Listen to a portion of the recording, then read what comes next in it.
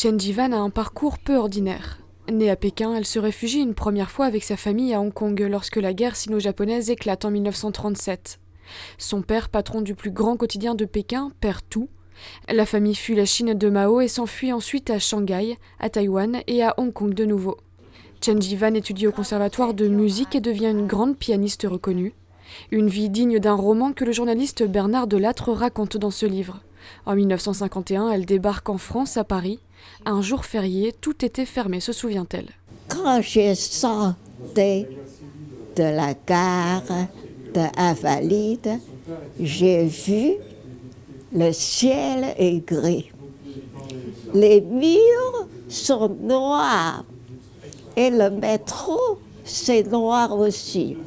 Alors, je me suis dit, non, c'était vieux, je ne resterai pas 3 mois. Finalement, elle ne retournera pas dans son pays devenu marxiste et s'installe avec son mari à Rambouillet à la fin des années 50. Dans leur jardin, ils font construire un édifice original qui lui sert de salle de concert pour se produire. Une construction connue dans la ville et appelée par tous la pagode.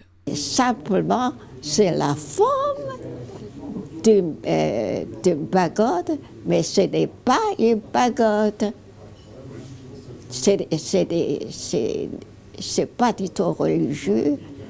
Il n'y a pas de Bouddha, il n'y a pas de prière.